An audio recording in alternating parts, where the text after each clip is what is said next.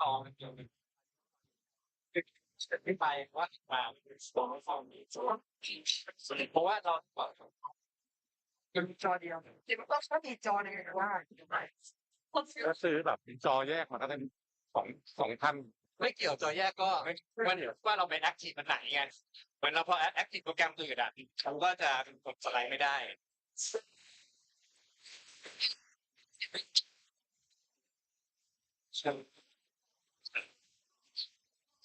ไม่ก็จะหลังไม่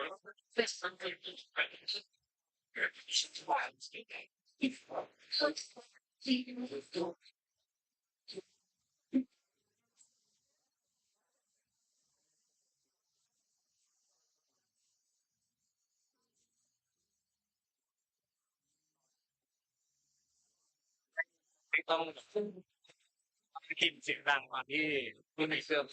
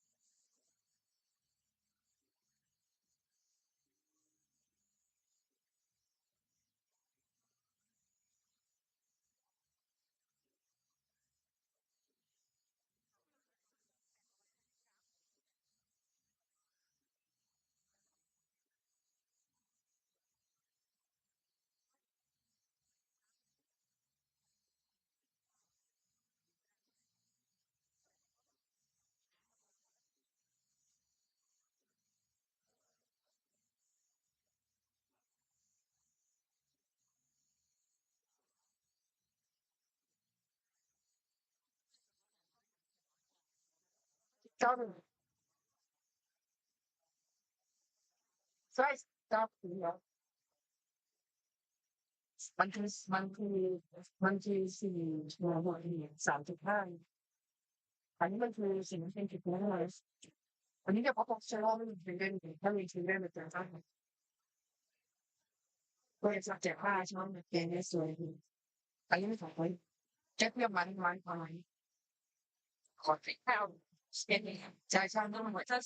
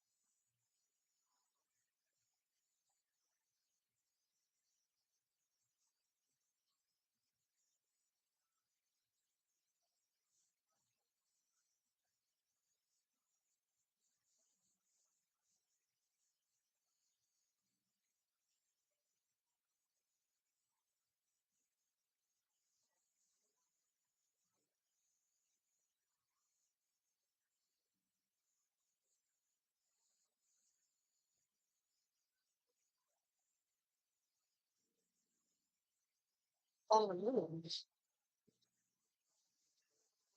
Good, yeah.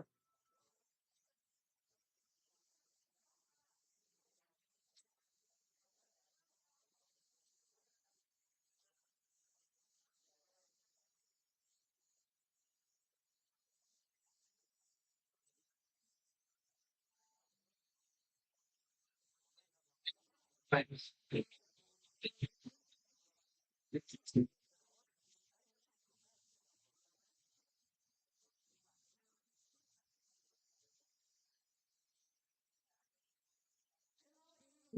Good evening, member and distinguished guests. My name is Papanam Kamrutikul, and I'm a member of SPE Young Professional Member.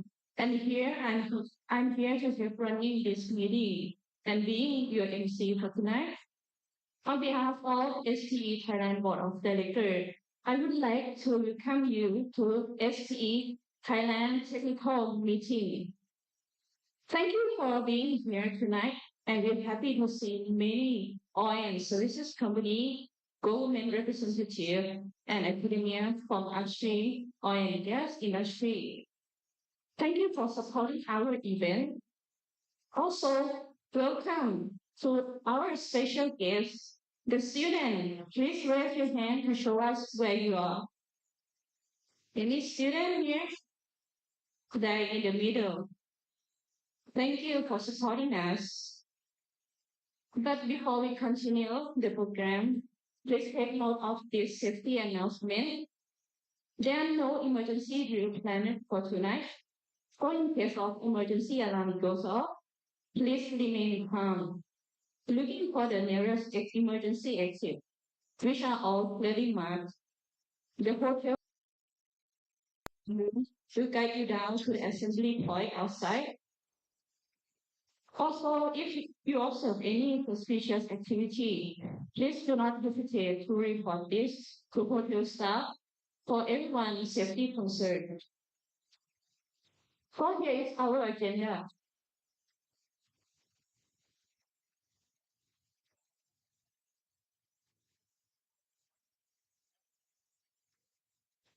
I will highlight some of our activity.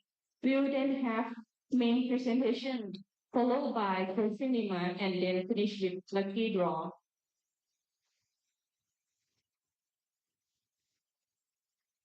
The section announcements. In 2024, we continue with our mission to collect, disseminate, and exchange technical knowledge. At tonight's event, we hope to show you how our industry continues to create and innovate to meet future energy needs. The industry here in Thailand is unique and perfectly fit with our mission and vision. We network and we share. To keep you informed of what is going on in our industry and make new knowledge available for you, open to new information with our peers and across company.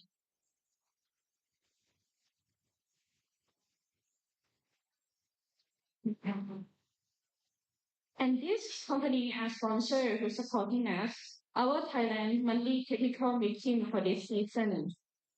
For any of you who just straight to this meeting and you want your company name to be here, please reach out to us. We appreciate your support and of course society need you.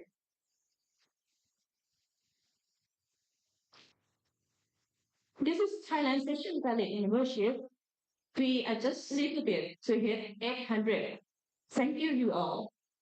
This combining approximately 400 from professional and 400 from students chapter, including Chulalongkorn University, Prince of Songkhla, Chiang Mai University, and Sulanari University chapters. However, there are more than 100 professional members from 2023 who hasn't renewed their membership yet. Please help us by checking your status and then consider renewing it. And to all of us, please invite your colleagues to join our meetings or better join our SPE society because we always need new members. SPE Thailand is still the largest professional oil and gas industry organization where you can meet and breathe in a very relaxed environment. And here are plenty of reasons why you should join SPE and keep your valid status. The key benefit of belonging to one of the most active SPE in Southeast Asia are the regular opportunity to network, share knowledge, and socialize with peers of the same interest in oil and gas industry. So here, let's move to our main course. Ladies and gentlemen, we will now continue with the presentation. Can we give a kind of opinion on stage to introduce our keynote speaker? Oh, now they put it on.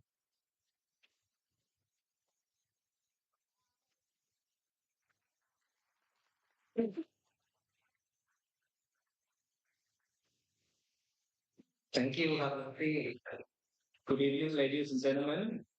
My name is Sylvia. I'm the SPE Thailand program chair from the Conceal Engineering. And I'm always glad to see many people here joining our event tonight. But before I do the speaker introduction, let me give you a little bit of the information of our SPE section. So there are 16 of us serving the SPE Thailand Board of Directors or the committee.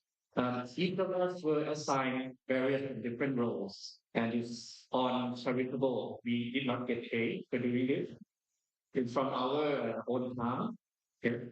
My job as the program chair, along with the two vice chair, Kun Panik and Kun Chi, are in charge of organizing the program like this. So our program runs from September to August of the following years. Okay, so if you're not counting this year, there are two more sessions left until the end of the season. And our industry liaison, please your hands over there. She'll be sending out very soon the sponsorship letter and report that you continue to support us so we can continue to organize the event like this for you. Okay, so without further ado, let me do the speaker introduction. Our speaker tonight has been working with the Department of Mineral Fields or DMF for more than 25 years and currently holds the position of Deputy Director General. He graduated from Chiang Mai University with bachelor degrees in mining engineering in 1995. He later obtained his master in petroleum engineering from Colorado School of Mines in the United States in 1999, then a PhD in petroleum engineering from New Mexico Institute of Mining and Technology in 2003. During his 25 years working with CNF, he served as Director of Mineral Fuel Management Division, Director of Strategy and Planning Division, and also Director of Petroleum Professional and Contract Management Division. He has experience in managing projects such as preparing material for preparation to open application for petroleum exploration and production rights for bidding round 24 in the Gulf of Thailand. Many law and regulations in petroleum negotiating benefits of extending petroleum production duration and developing the implementation of carbon capture and storage or CCS, which is our topic today here in Thailand. In addition to this, he often giving public lectures at university as well. Ladies and gentlemen, please join me for a warm welcome to introduce our speaker of lectures, Dr. Supalak Parn-Anurak, Deputy Director General from the Department of Mineral Fields.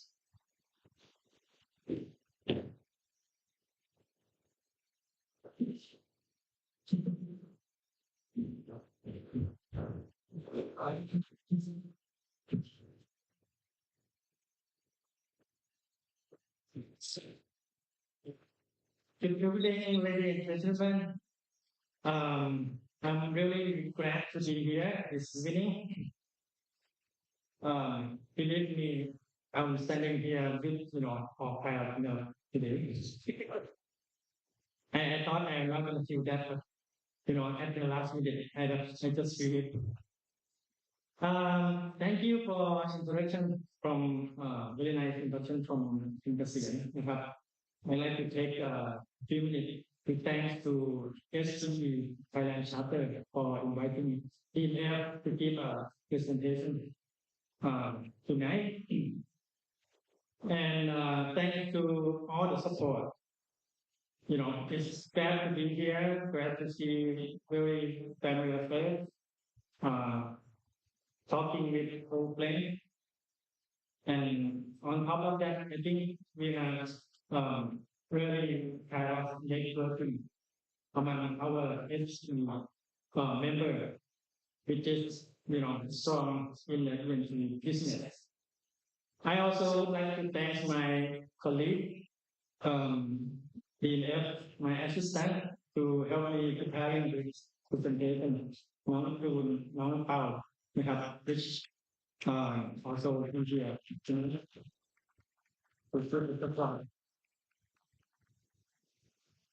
So the topic today is a bit, I thought it's a bit out of our, what we familiar in business. It's about the TPS, but then out when it talk with, our friends here, they said, no, it's the same one, it's the same thing. I mean, it's in our business now. Okay, that's good to hear that. So today's topic is going to be the beginning of Thailand journey in CPS development, which I like to recall my memory. I was assigned to in charge on this study 2 years ago by the procedure. I don't know why. I don't know who's, but only to my VP, and my VP called me, okay, you have to take this. And that time I really have a limited information or knowledge about the climate change in the CPS. I know that the CPS, I heard about it long time ago. More than 10 years ago, when I worked in, I think in when I worked with MPCA and working KCA, and I know at that time it's not gonna work, because it's too costly. That's the thing that I know about the PGS at that time. And I know, like you also know about general thing related to the climate change thing, the global warming. Yeah, it seems that the earth is warming, but and then what, because the major countries is always in and out in the COP21, COP20 something. So I have no idea whether it's really serious or not, about the global warming. So when I get the assignment, I have to study, have to understand, is it really serious thing about the CCS?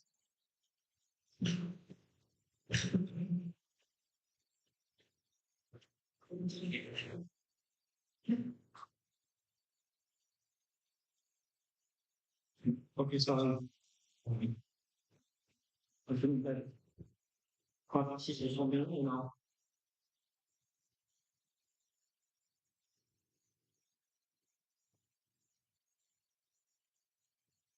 Okay, I kind of forget what I usually thought. I really appreciate those interactions. So you can go on. Yeah, all right. So I start to try to understand what exactly it is, and really is it really serious about this global warming issue and the CCS thing. And what I learned from that is we'll present in this couple slide. The first statement is the earth really getting warmer. Okay.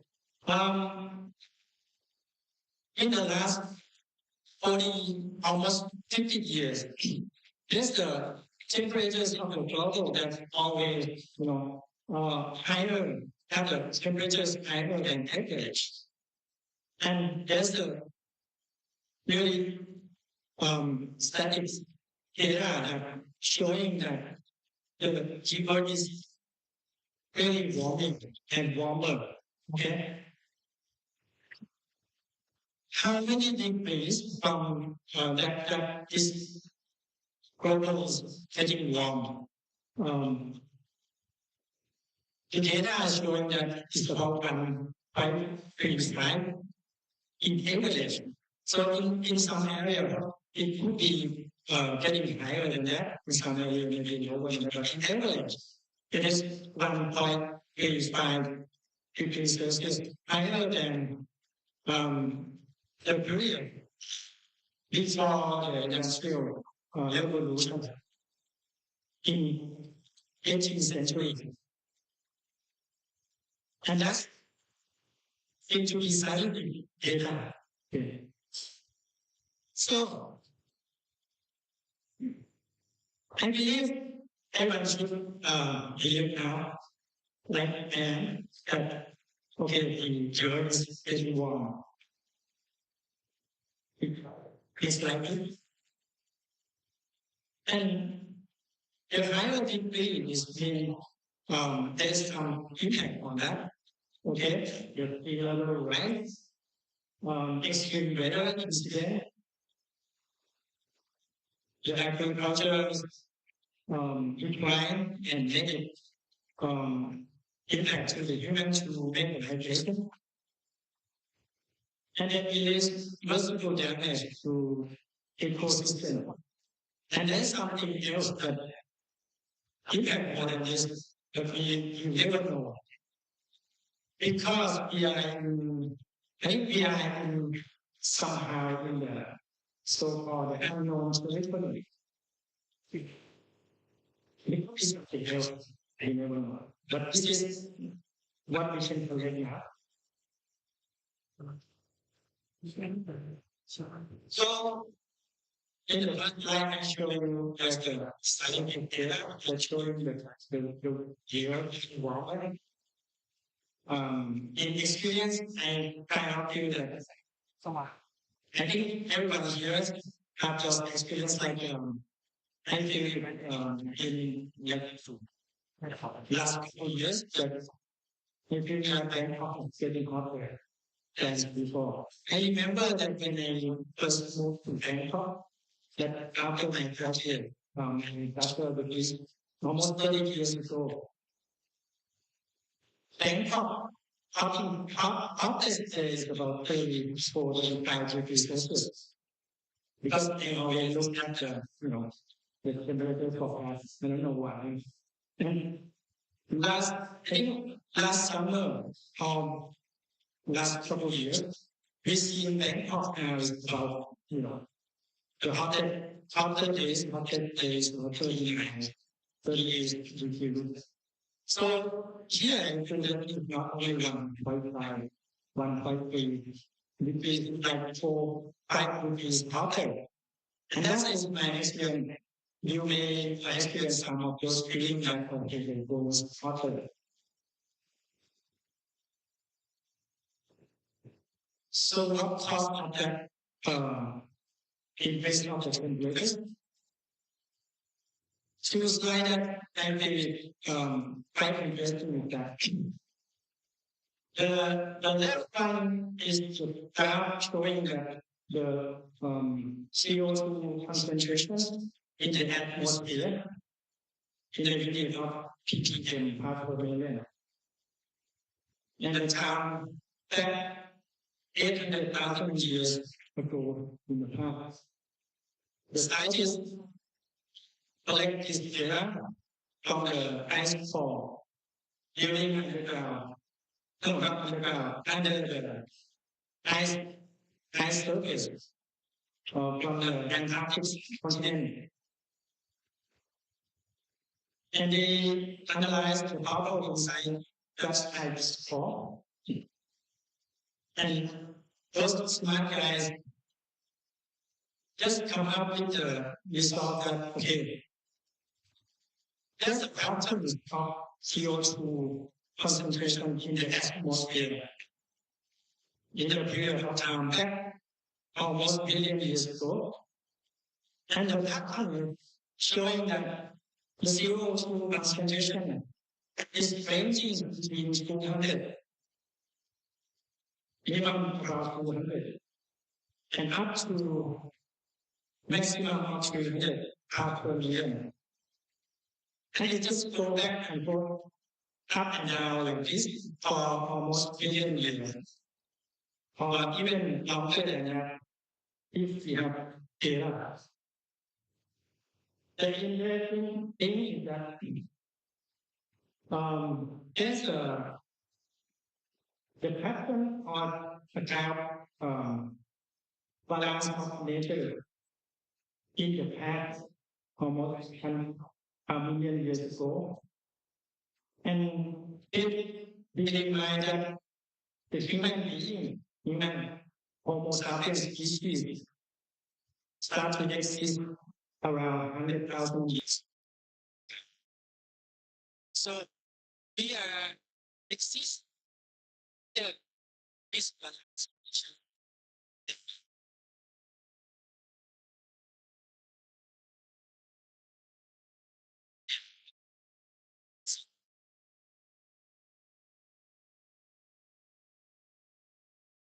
The last part is that this spike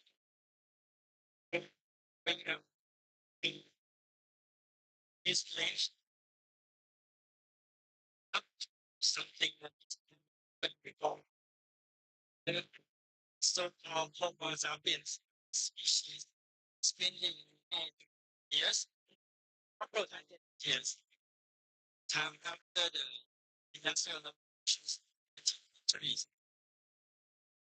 And break this induced balance. See, this is why I'm calling them we are stepping in to the we never been exist this time. Okay, the concentration of CO2 in the atmosphere is looking at but this one that we know is really dynamic to relation in temperatures. And the more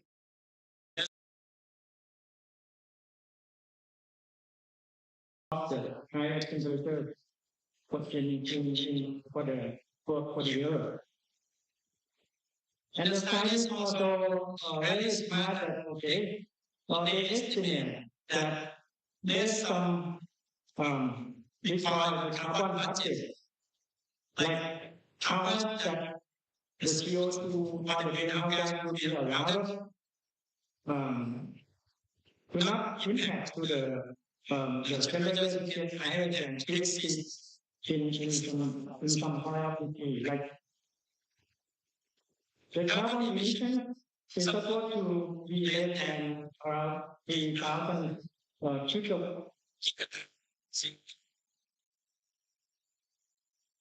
in order to allow that temperature not be exceed 1.5 degrees Celsius. And actually, this is the target.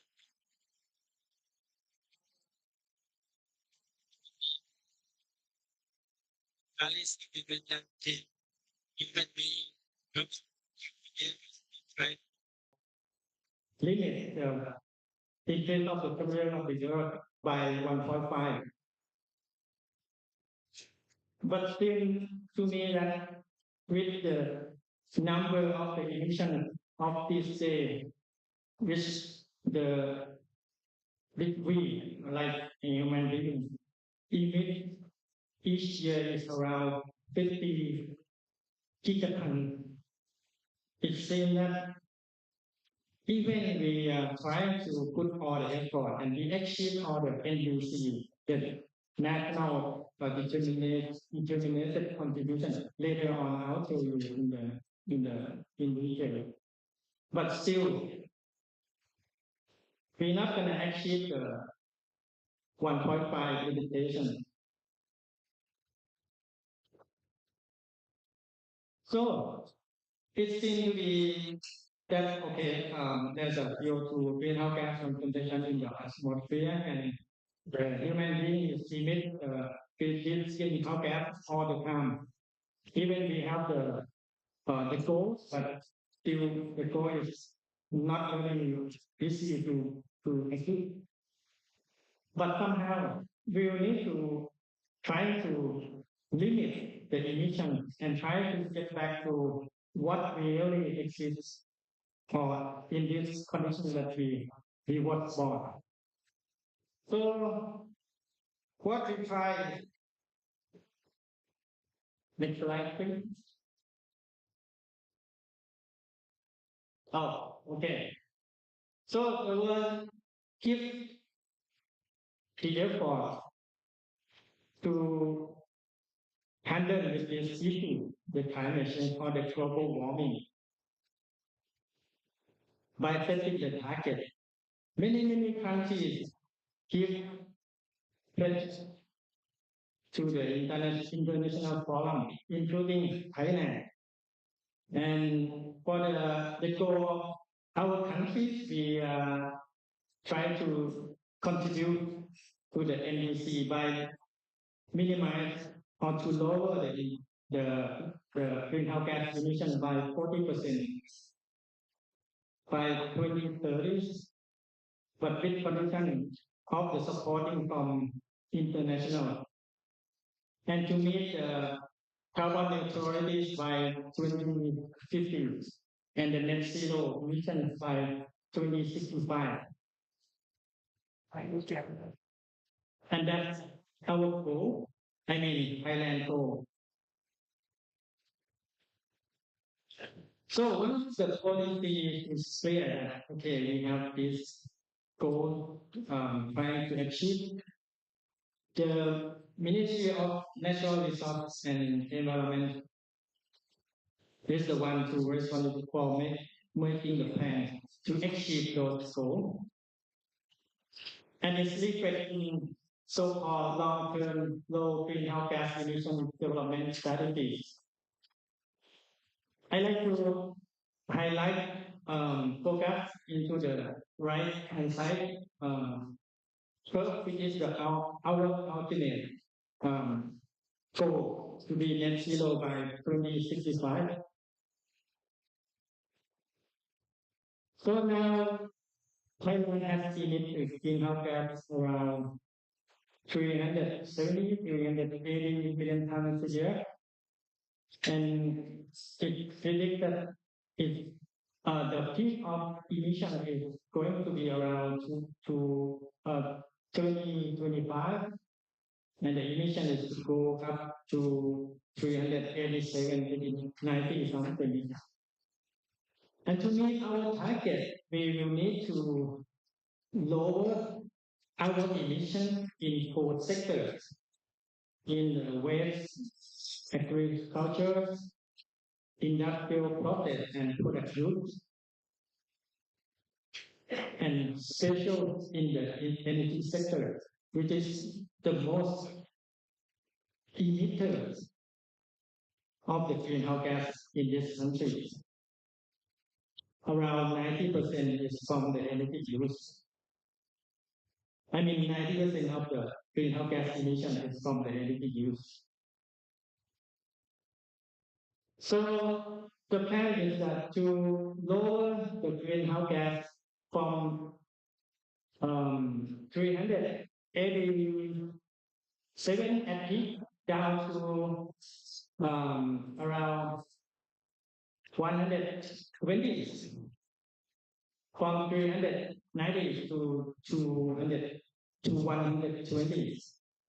And what that 120 emissions will be offset by what we call land use and policy. the simple thing is to planting the tree, okay, planting the trees. So the offset of the planting the trees is that the only carbon thing here is could go up to only 120 million tons a year, limited by the area of the planting of the forest.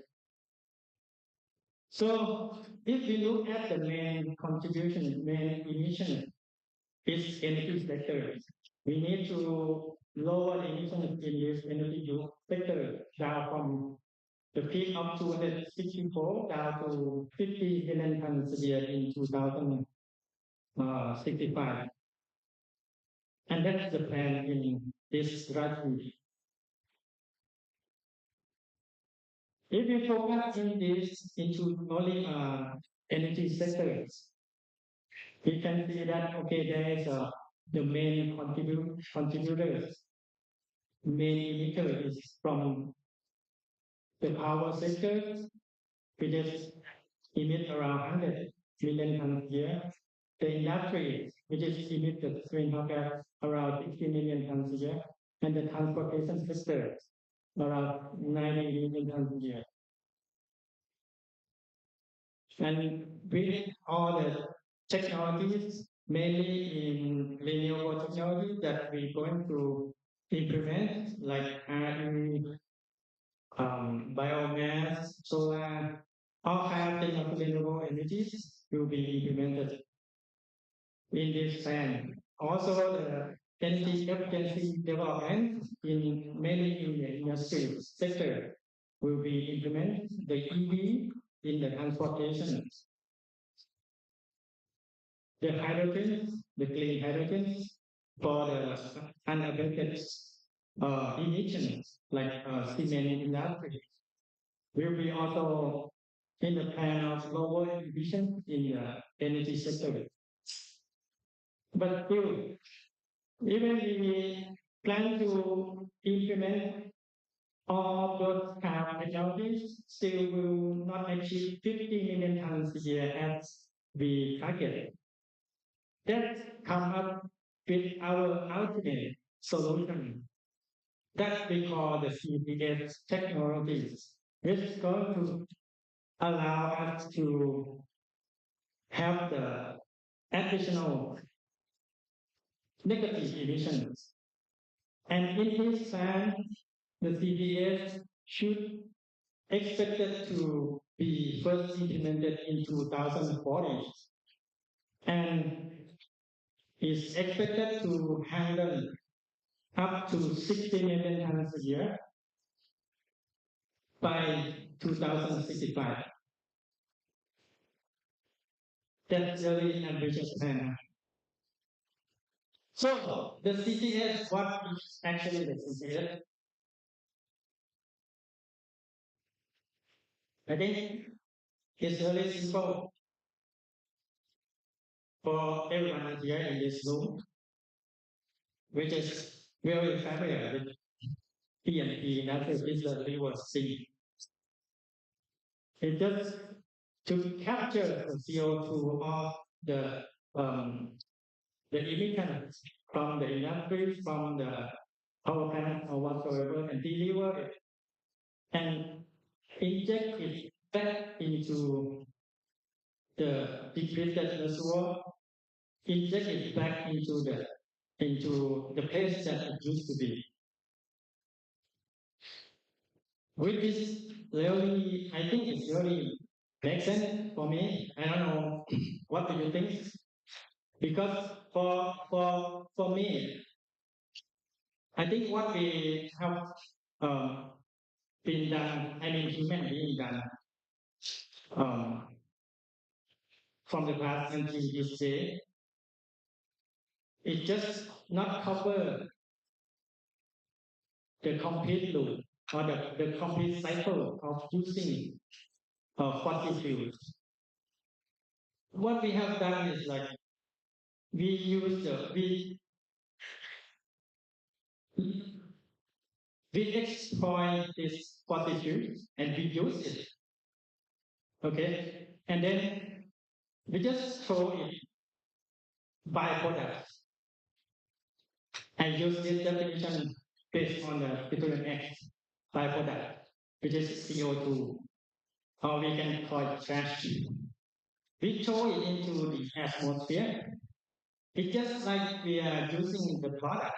We just take the plastic wrap out and we just throw it into the ocean. And we just throw it somehow, the nature will treat it, which they cannot do it. Those plastic bags, those trash, it just accumulate in the ocean. And one day it's going to impact us somehow.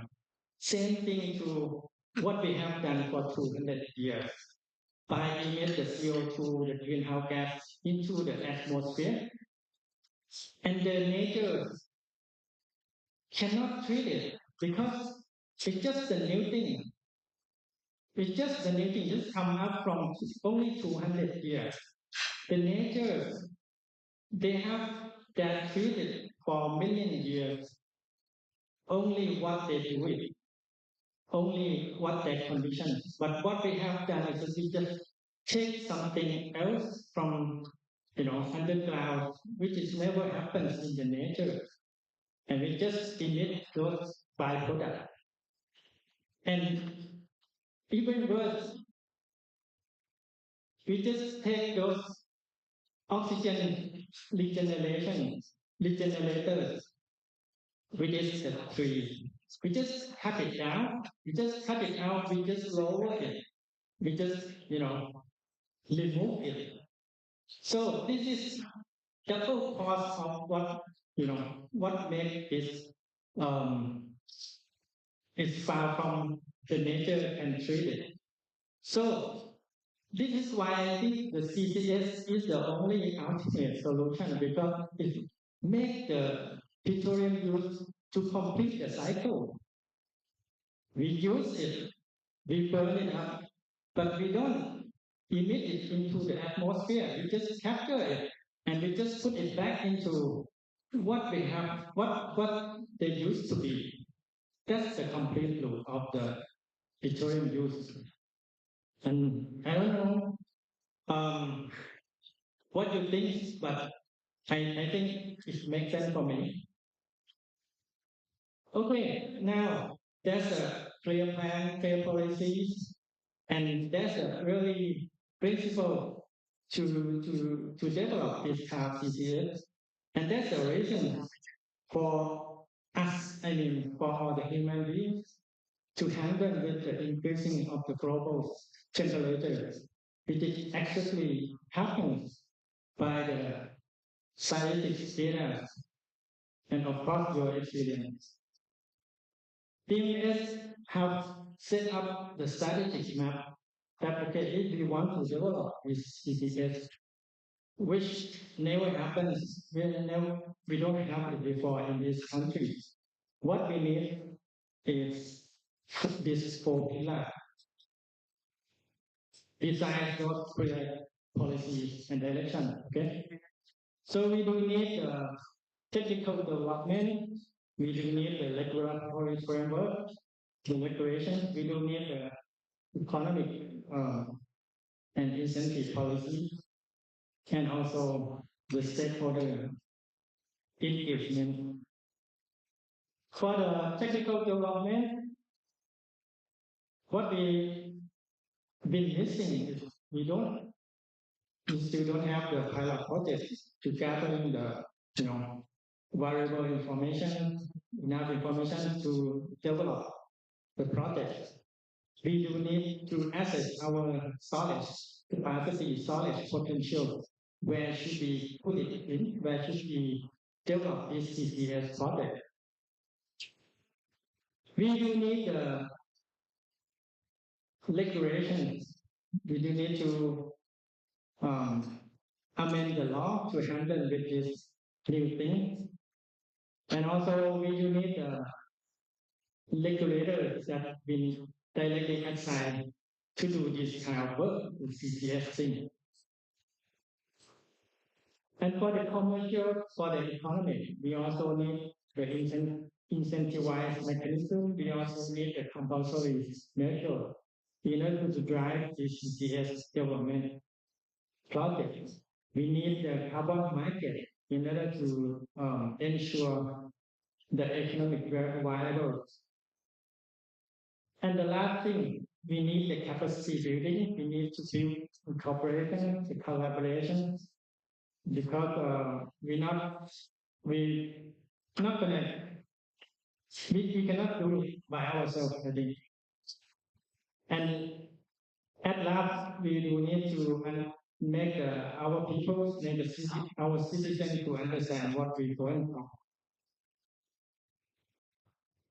And here for the project that we're launching to cope with our first pillar is that we are doing the pilot project for RTCCS project in the southern part of Thailand, southern part of the Gulf of Thailand. And this is operated by BDC and their joint venture. The northern Gulf of Thailand is going to be to access the storage capacity potential in the northern area of Gulf of Thailand, which now is the collaboration between Japanese and Thai government and also the private sector of Thailand and Japan. And the onshore CCS project for Myanmar Combined CCS is the gathering and collaboration cooperation between, EGAT, government of Japan, the DED is the Defense Energy Department, and of course EGAT, Chiang Mai University, and the community. So highlight in this practice, these three practice projects. This project is going to be the project to capture the CO2 from the gas station and inject it back in the depleted reservoir in the fuel of Arctic. In order to gain the crucial information, in order to later on further develop and inject the CO2 in the future, we can use this valuable information to extend to develop other projects. Expected to commence this project is in 2027. But we waiting for operators and their joint venture to make decision. I just want to remind you that PTTEP as operators and also your joint venture. This artist project is going to be recognized as the first CCS project in the Kingdom of Thailand. So you should be proud and should be supportive. I think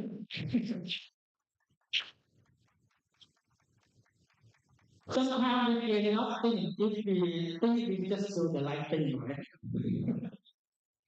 So I hope you operators and joint venture will get together and come up with a solution real soon to drive this project. It's important not only for your companies, it's important for the country, important for our future generations of our country. That's I just want to remind you. The next project is in the area nearby our eastern seaboard. We feel that this area is going to be our strategic area to be the future CCS.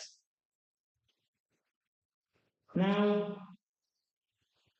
we spent so much time last year to establish the collaboration between Japan and Thai side. Now it's going quite well, I guess. And with, of course, our private sector, PPEP, and their private sector impacts. So we are conducting the assessment of the CO2 storage potential in this area, and we expected to have the seismic survey in next year, by next year. Let's see how we can do it. And the last one is Lampang Merah CCS project. It's so-called aspiration of electric generation authority of Thailand, or EGAT, trying to develop those areas, which is now the coal-fired power plant areas, to be the smart city, the livable cities, by developing the RE and also CCS project over there. We hope it can have potential to do it. Now we are studying with our relevant parties, try to assess that, okay, whether there's potential or not. But if we succeed on this project, it's going to be the achievement at the first onshore project over there. And we hope that this success will extend the coal-fired power plants in Myanmar, or even beyond that, to be CCS with the biomass power plants in those areas. So that's all the projects development, all the technical development that we think we're going to do it. Now, to the other main part is to establish the regulatory framework. There's many regulations and law along the whole chain of CCS. I just like to emphasize only the storage and to cope with those main projects that I just mentioned. We analyze that, okay, you need to think about three aspects: the licensing, the liabilities, and the incentive. And what actually related to DMF is the license and the liabilities. So we look at our regulation, the Petroleum Act, the MR, and the technical guideline that we probably need to work on it. Next is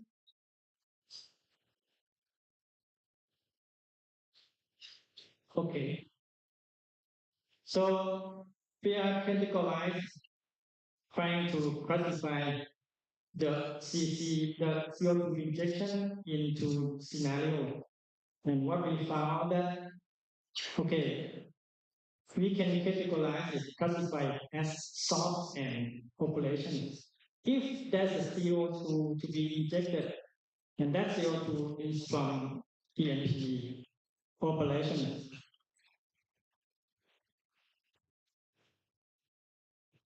it can be done, it can be operated under the current Petroleum Act, but maybe it needs some additional MR or regulations to handle with the additional work like the MMVs, the thing about the monitor the CO2 in subsurface. And also, if the source is not from ENP but it's from other source, but if the operation is to The goal is to produce petroleum like EHR, EOR.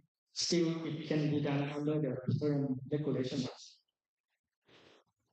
And if that CO2 is from other sources, like from power plants or from the cement captured from those power plants, and if we want to inject those into the areas of the ENP, it cannot be under this current Petroleum Act. We need to amend the Petroleum Act to handle with this case.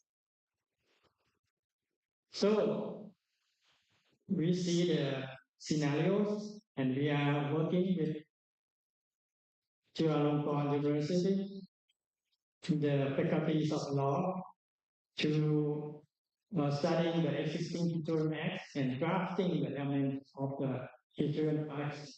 And also we are looking at the additional work that required under CCS operations in the technical aspect. So we work with the PTIC, the Petroleum Institute of Thailand, trying to come up with the revise of the NR to have some kind of requirements or rules to regulate the CCS in terms of technical. During the work that we revise to amend the Petroleum Act, we get the feedback from the hearing event that they think that the CCS should be the extension of Petroleum Act, and they also think that DMF should be the regulator to authorize to regulate the CCS. And I don't know who's give that feedback, but that's good feedback for us. And the CO2 classification is consistent from what we classified earlier. So the CO2, we should classify the scenarios, operations by the CO2 source. If there is in the byproduct from TNP business is under the Petroleum Act, if there is some CO2 from other source, we should distinguish into others. And the feedback also showed that we do need to establish TCS standard and rule, which of course we are working on it. They also feedback that no concern about the risk and safety. That's a bit surprise. Because maybe the hearing is more technical. So they know about the surface, so they don't worry about the risk. That's good. But for the last feedback is anyway, we still need to collect all the TCS information, all the knowledge, and also the risk, the standard, and the measure flow and con of TCS operations, and try to explain to the public in order to make them get more confidence. And here is just generally is to give you some overview of what we have done in Petroleum Act. So we are changing the definition. We put the definitions of what we call the carbon business in the Petroleum Act. We changing the power of authorities in order to are able to handle with this CCS operation. We put on new provisions in order to mainly to make the permission for CCS operations. We also put the cost relating to the additional work. We want to liquid. The work after the injections like FMU, the measuring, the monitoring, evaluations, and also the site closures, transfer of the responsibility. We put the principle in there, but in detail, if you need to do the requirements in MRs later on. And now the flow of this amendment of the Petroleum Act, where we are is here. We only finished the first draft, and now trying to propose this to the subcommittees. And the first time we proposed this to the subcommittee is about a week ago, and we just have to call that proposal meeting and back off a little bit. With new strategies, we should educate our community first what actually the CCS. Otherwise, it's going to be real, hard for them and hard for us to explain. So it's going to be a long way to finish this amendment process. We, after the subcommittees, go to the committee, go to the permanent secretary, to the minister of energy, to the secretary of cabinet, to the cabinet, the cabinet to the state housing, if we don't go back to cabinet, to the parliament. I don't know how long would it be, but it's gonna be long. Okay, that's the law on registration.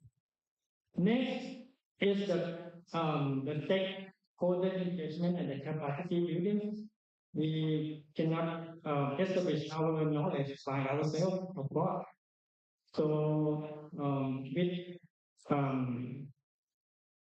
the global CCSI and the ASEAN thing, I can remember that organization. Okay, they developed an event of so-called the SICA, the accelerating of the CCS. We have participated in this event and gained a lot of information. The collaborations between Thailand and US under the Commercial Law Development Program sponsored by the Department of Commerce of the US. They help us to review the technical specification and also review the legal and regulatory frameworks, studying the other countries' CCS regulatories and share with us in order to let us have idea about the other countries' regulation development. We also have the collaboration with Japan, as I mentioned, the project in the northern area in Gulf of Thailand. And also with Japan under the working group and the sub-working group.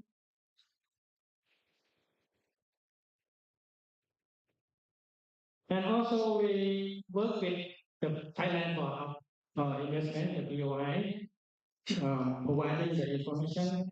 The BOI actually supporting the incentivized mechanism to the capitalist path.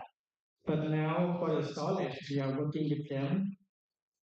And also the TTO, trying to understand the incentive and sharing information with them, trying to make a plan together. And that's all I want to share with you. This is going to be my last slide to capture the key message, key takeaway. For me, it appears that we'll be exceed the 1.5 degree carbon budget. Even they achieve the NUC in 2030. So this to give you the feel of, okay, it's kind of emergency to handle with this climate change issues. Second, the national goals are clear and all necessary tools are being implemented to support the plan. The CCS stand out as the most powerful tool to achieve the negative emissions and to achieve our goal, national goal. The development of CCS will be a long-term effort involving the collaboration across various disciplines. Why exploration is so extensive and complicated, but it's provide the new opportunities for everything as well.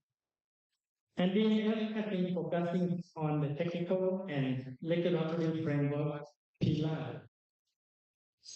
Why also we supporting the relevant parties to address the economic pillar as well.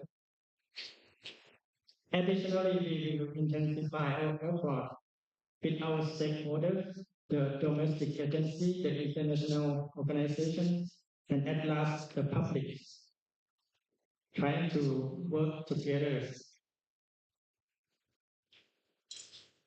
And the last statement I want to say, this journey has begun. Now is your time to be on board and be part of it, or you're gonna miss it. That's all I want to share with you. Thank you very much for your attention.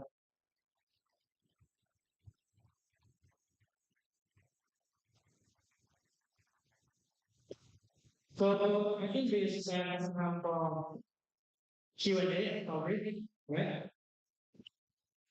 So please write it down if you have any questions. We can create questions. Probably stay tuned for the radio performance. Ladies. Thank you. Well, thank you very much, Supalak Parn-Anurak. Thank you very much, the Director General of the event. Deputy Secretary. So my name is John from PTV. Basically, the event has done a lot in terms of trying to follow the government initiation and also commitment to reduce carbon dioxide. And from what I heard from you, there are 4 pillars that are relevant for decreasing of CO2. And correct me if I'm wrong, it seems to me that the CO2 storage legislation is considered to be something of a hurdle, something that's very difficult. And for me, my question is, because you showed us project that project and also the recent house.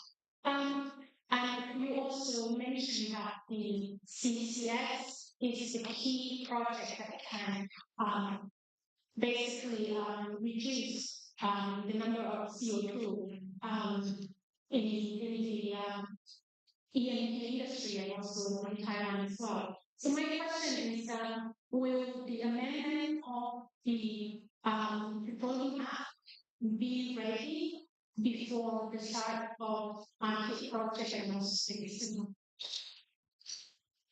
Okay, thank you for the question. So, if you that's the only question.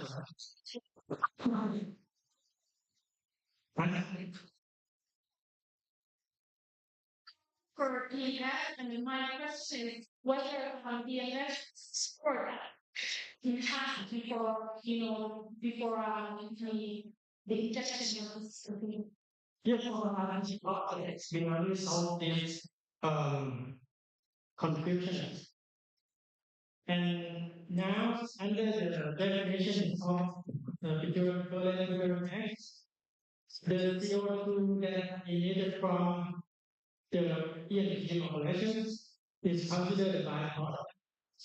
So if there are operators and their joint ventures capture the CO2 from gas fossil fuels and inject it back to the fields of carbon, it's considered as the good operation practice, helping to reduce the emissions to the atmosphere.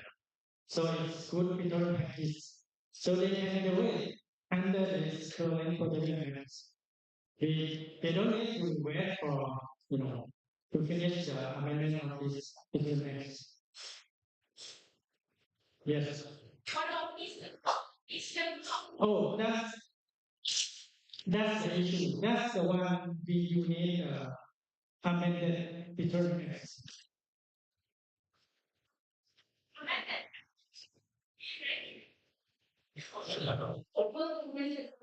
We're going to finish before we start simulation.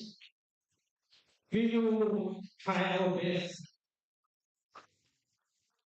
But let me see the process of the amendment liquidation is taking long. But we work with our concessionaires, which which we are working in the exploration project, exploration work in terms of to estimate the the carbon, the CO2 storage potential in those areas. We also work with them about the plan of the development of those CCS projects in that area as well. The schedule seems to be very tight. Yeah, but we will try our best. But we need all the support from everyone from this zone as well. Okay, thank you very much. Is there any other questions?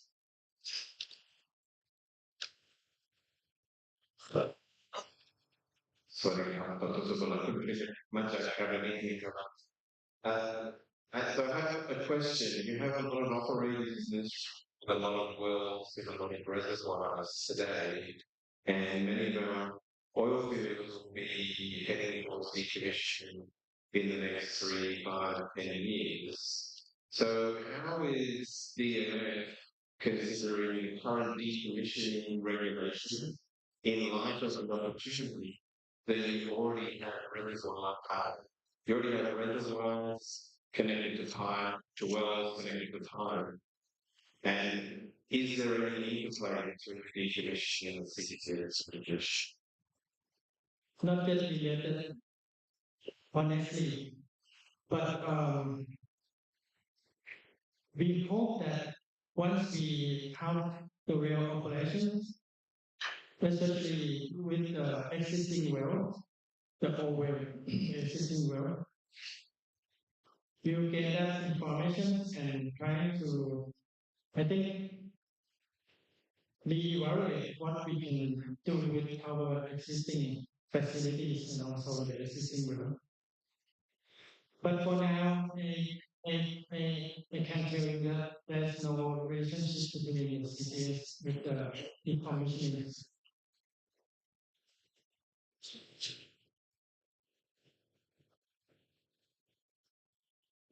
But I think this is very honest. I just think, we've got hundreds of millions of dollars spent by operators in this room.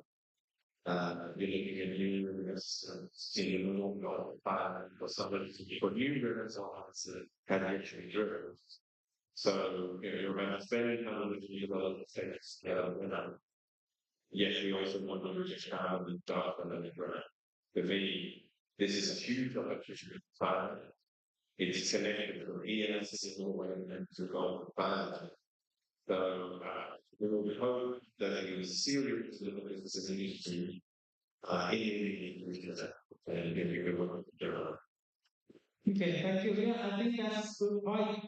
But I think since this CPS operation is really closely related to the drilling, the subsurface things, now we only not sure that whether we can how much we can do with the existing wells especially. But for the facilities, let's see how we can adopt or how can we apply this existing with these new CCS operations.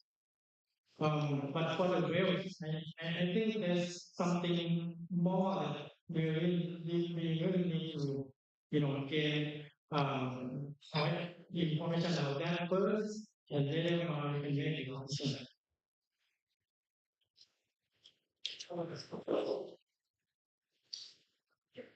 Taking my to give the opportunity to our future leaders, very simply the room, and they want to keep bringing questions.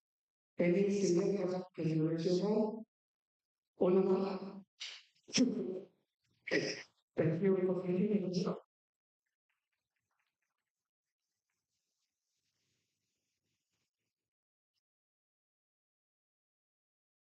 Good. Hey, my name is Shishava from London University. I have a question is that what will talk is the existing well, and am I correct with that? No, for the CPS now, actually, there is some risk, okay, in the operation, especially we don't know about that operation exactly. So to use the existing well, that also creates some kind of the risk of the failure of the of the facility or of the inside of the well. There's some equipment. So like for pilot projects, the operators saying or the idea is that one thing of the objective is to gain as much as the information. So one thing they want to trying to minimize the risk. So new well is one of the options. And if they can do the existing well operation also, that also will help us to learn or to gain information about that existing use, the use of that existing information also. So I think using the existing facilities or existing work is one of the viable options because if it can prove that okay, there's minimal risk of the use of this existing work, we can reduce a lot of expenditures, and that's going to make the projects to be more viable. So let's take some time to make decisions. I won't tell you that okay, we're not going to use the existing well. I won't tell you that okay, we're going to use it only. Myself, I think we can use it all. The new well, which is minimal, which has a minimal risk, and also you can try the existing well in order to expand the abilities of lower the cost. Thank you.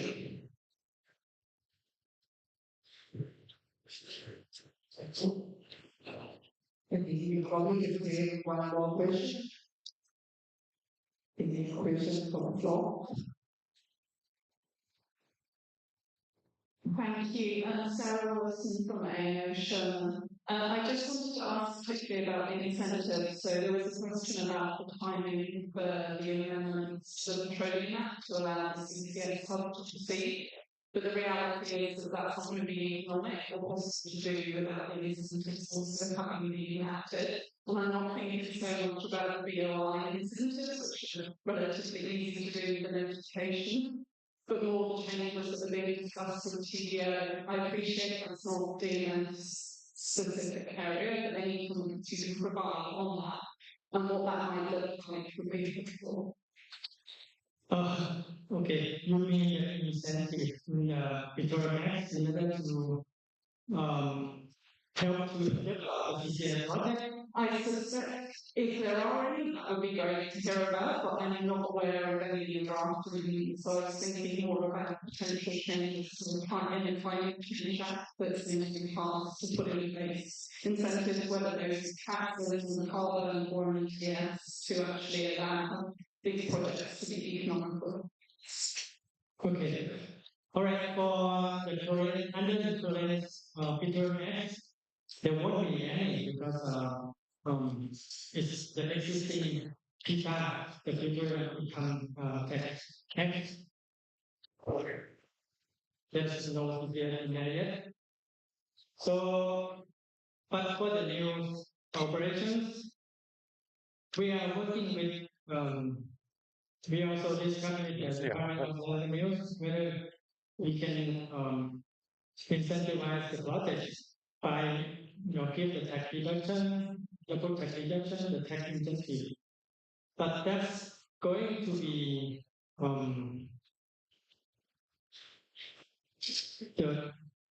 the issue or the work under the amended EPAS.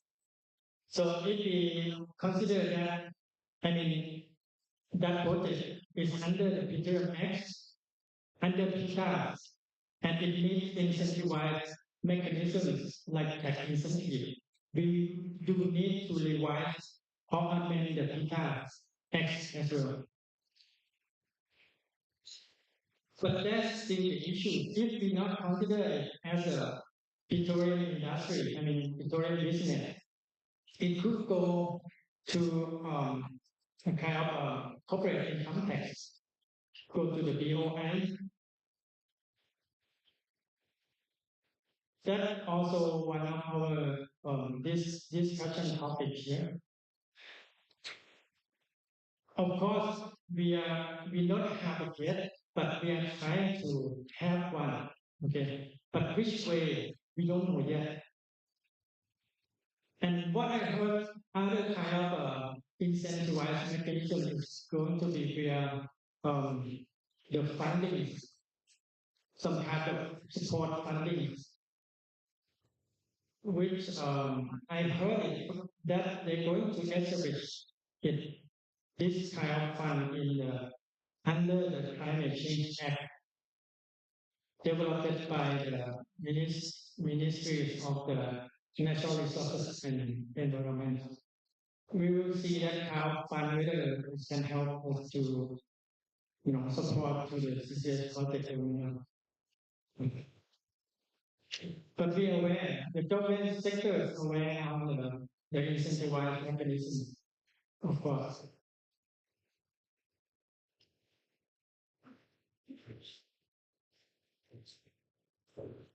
Okay, so I think that's in much of time. We appreciate the talk given by Dr. Supalak, giving us the holistic view of the journey in CCS. I think there's still a long way to go. But right now, can we have Kun Ronald Day, our section president, to be on the stage, giving the token of appreciation to the village.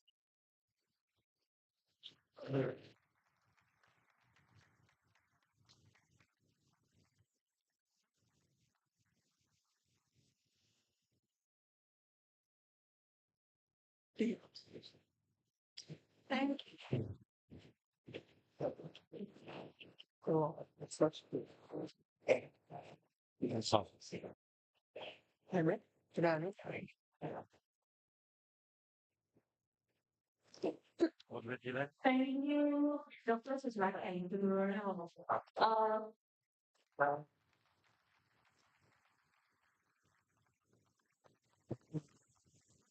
I'm confident that everyone will go on more already. But don't forget your lucky draw. This is your last chance to get a lucky draw if you forget to write your name. Closing remark. Closing remark. Closing remark. Closing remark. Closing remark. Closing remark.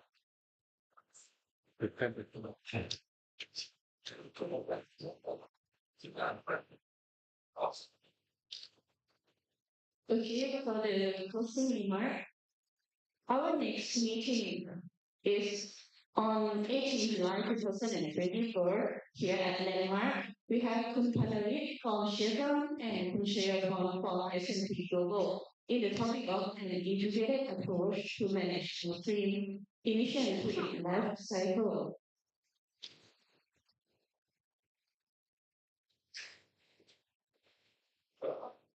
We will have SPE Thailand EIP Award 2023, and in this event, we will announce the winner during our special event on September 19 September 2024.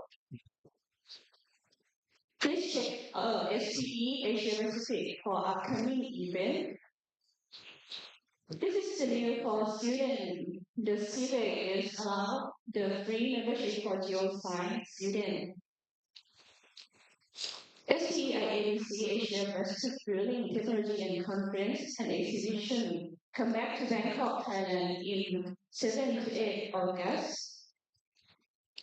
Next, FCWLA Asia Pacific Regional Conference at Supalak Parn-Anurak on the beginning of October. This is our page, Facebook, LinkedIn, and Line Official. You can scan our QR code and it will direct you to the link. And it's time for the lucky draw. If you want the lucky draw, it means that you're really lucky today for all people there.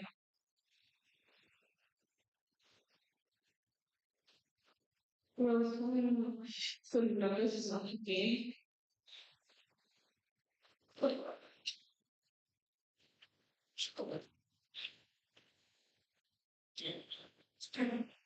So lucky draw they got on Disney box from Bangkok and how for now. You want to open and say what you're going to have today. It's something healthy, but sure. First, lucky person. คุณพัฒนาพงศ์เดี๋ยวของที่จริงของแรกคนที่ทำ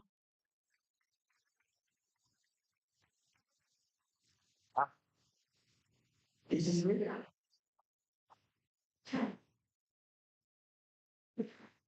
that's all I'm going to have. We'll get to the next one.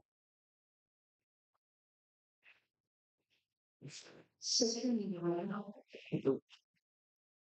ยังไม่ได้เลยยังไม่เข้าไปแต่เขาไม่ฟัง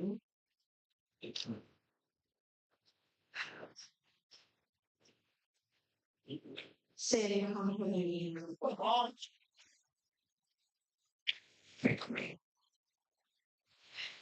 Here, maybe here's here, police level.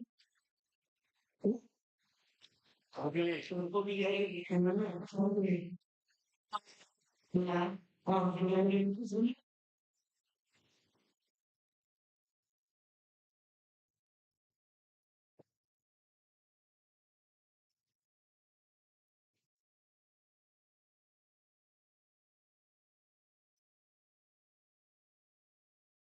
From the DLF. Yeah.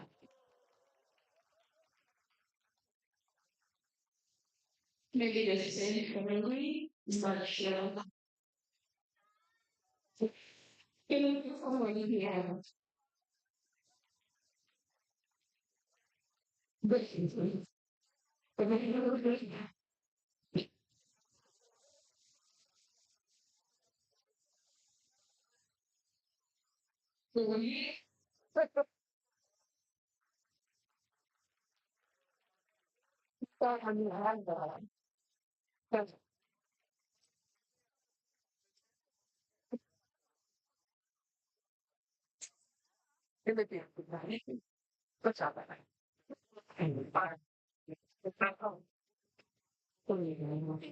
everything was running at least crazy. And I think that because I spoke to great community of today.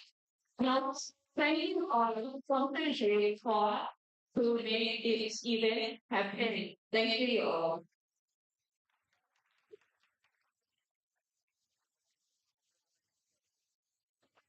จบแล้วพอวันไม่เป็นไรเขารู้กันอยู่นะ